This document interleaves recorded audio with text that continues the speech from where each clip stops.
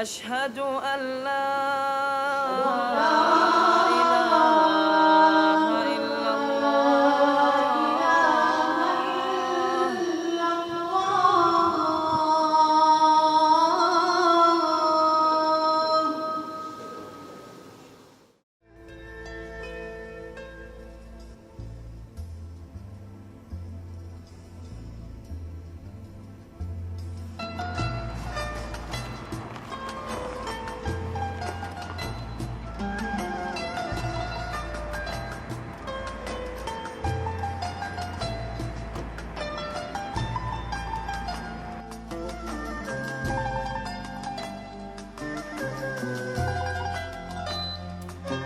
My name's Adam Holland.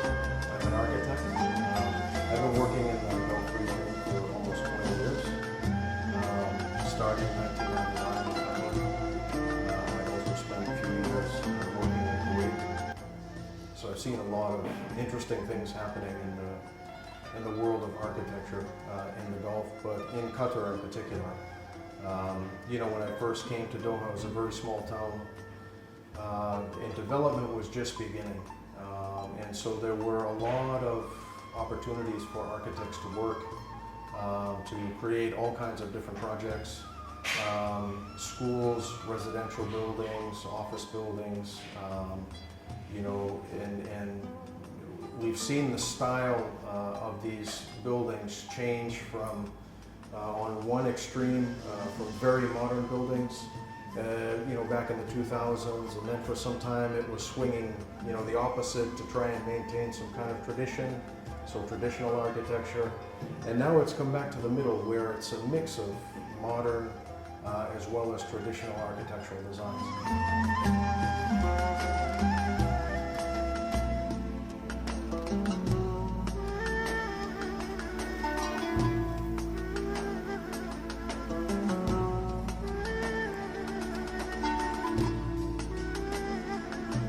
At that time, when I first arrived in Doha, the only thing there was the Sheraton and a couple of other buildings. City Center was just being built, and so suddenly, all of these buildings came up, and all of them were modern. And then there was kind of this feeling like we're losing the character of the city.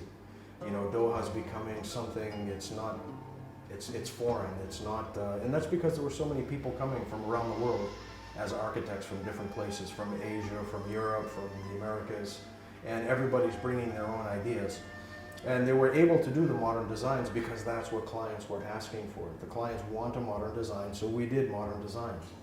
After that, we saw that clients felt that something was not right and things started moving more traditional. The municipality and other agencies started to take more control over what was being designed. And then we started seeing more traditional elements, particularly in the bigger developments.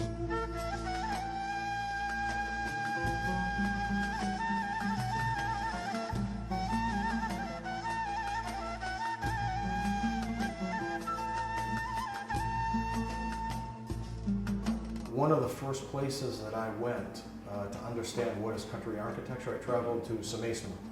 Samaisma is a small town that's north of Doha, along the coast. It's developed now a little bit, but at that time it was a small town. I took a lot of pictures. For example, they had an old masjid, that was the traditional design with the rounded minaret, and it was very long and narrow. It was meant for only 3 or 4 prayer lines, but they were very long, and then it was a very shallow building. So these are the elements, that I took in, and some of the traditional houses that were designed there, the way that they were laid out.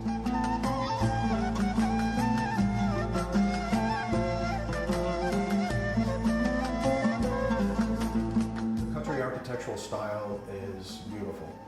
It works, it has a nice rhythm, very good proportions, and it's unique to this region. I mean, when you travel somewhere, you don't want to see everything is the same as every other place you visit. It's going to be, you want to see, when you go to a city, you want to see that it looks like something unique for that area. And the country architectural style is beautiful. And it doesn't have to be interpreted literally, using you know, the typical recesses on the parapet, you know, that's at the roof of the building, or using, you know, typical pointed arches. That doesn't have to be that way. There are a lot of good examples in Doha of projects or developments that have blended together modern design using the best modern materials, modern electromechanical systems, but at the same time it maintains those traditional elements. Qatar University's campus is a good example. It's blending together modern and traditional. The Masheda Downtown project is also a good example. It's blending together modern and traditional.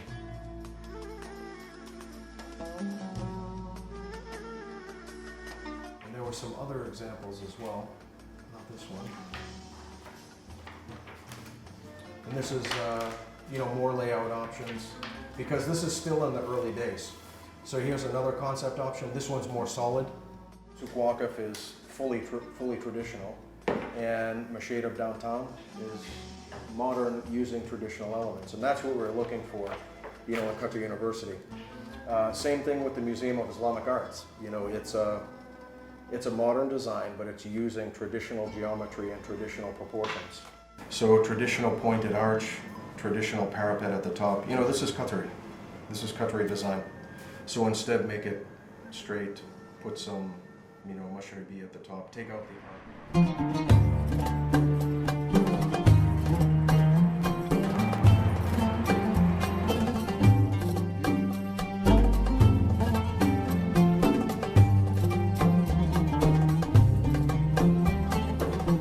See Souq Waqif as an example of 100%, you know, traditional design, not only in the design but in the materials as well.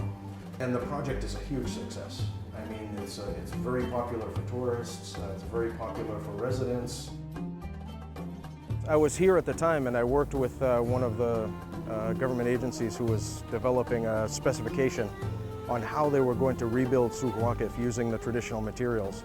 I had actually done the same specification for the first design of the National Museum of Qatar, because the old Sheikh's Palace, they were going to restore it, you know, and so we did some research on what were the materials. We took some samples, we sent them to a laboratory, we found out what's inside, you know, that it was seashells and clay and other things using stones, in some cases using coral, you know, as part of the masonry units for the wall. And the same thing was used to restore Souq Waqif. So even though the original layout was here at one time, they had rebuilt it over the years using concrete and other modern materials. But when they decided to rebuild the souk and restore it to the original, they also wanted to use the traditional building materials. So anything new, it was demolished, it was removed, and then rebuilt using the traditional materials. But, you know, it's an excellent example of the Qatari architecture, and you know, the rhythm being the most important part of that design.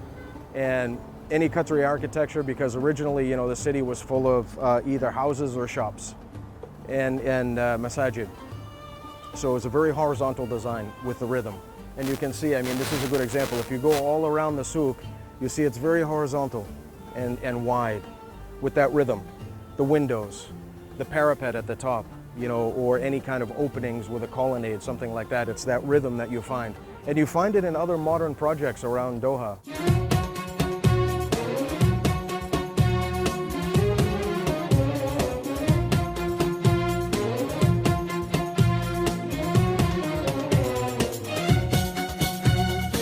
When I first came to Qatar, I worked for the Wazarat al-Awqaf. They had a development section where I worked, and because this project is a waqf.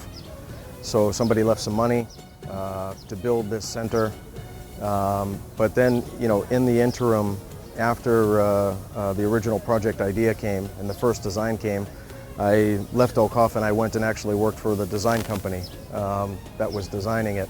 So I had the history both, you know, on the client side, then on the design side.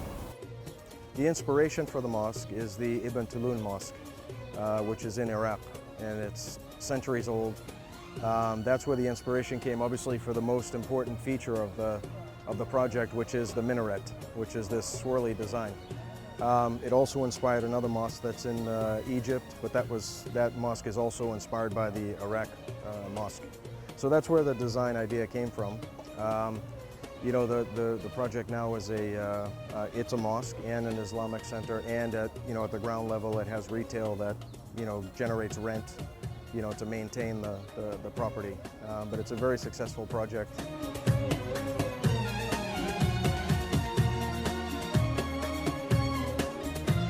You see these small buildings here? Yes. Because it's 100% Qatari architecture, traditional. And I think, should have something, make it a little bit more modern.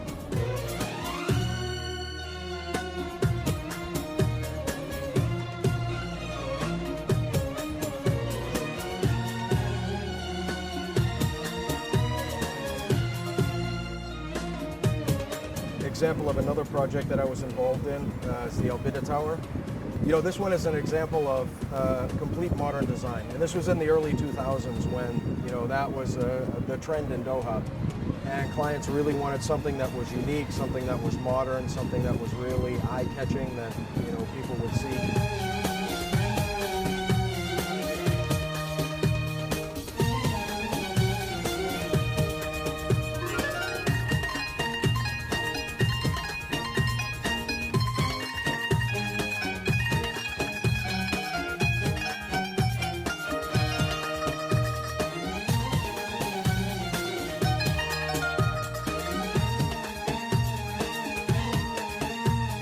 My very first project in Qatar. I was actually working for Awqaf at the time, and they were the developer of the building. So that building is more of a traditional design.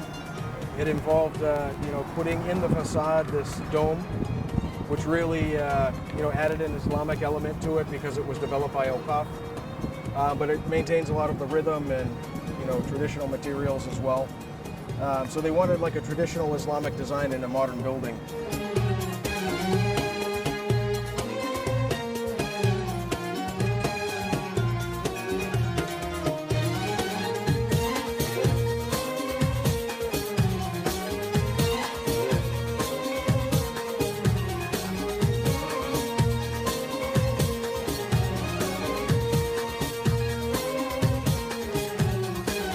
So this project is one of the big projects that I worked on, and it's a good example of how modern was mixed with traditional. When the original design was done, it was 100% modern. It was 9 glass towers. They were fully modern, and the owner changed, from a real estate company to an oil company. And the oil company wanted to have a more traditional or Islamic design on the building.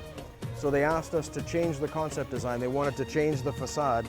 And so we redesigned the facade and added all of this metal lattice work, which looks like a mashrabiya. So now that's covering the facade on all 9 towers. So it's taking a modern design and making it a little bit more traditional.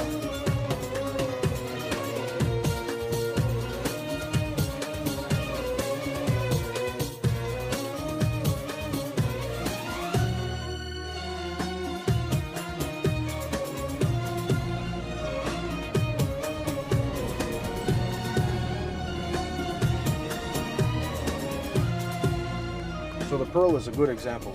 It's a good example of modern buildings that incorporate some traditional design elements. For example, on Biba Bahriya, you see the pointed arch.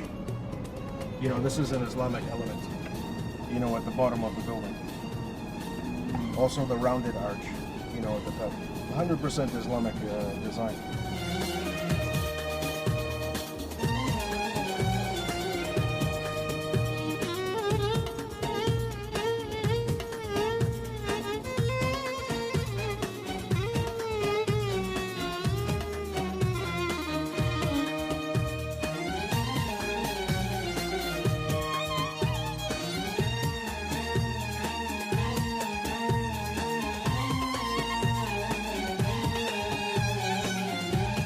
To have this start happening now where there's this blending of modern and traditional, I think it's the best thing that can happen. Because Doha will be Doha.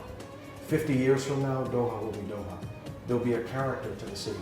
There'll be a certain style that comes with this city, as in the buildings that you see when you drive around town. It's taking the best of modern, it's taking the best of traditional, and it's maintaining a character for Doha. And you know, I think in the future that's exactly what we'll find.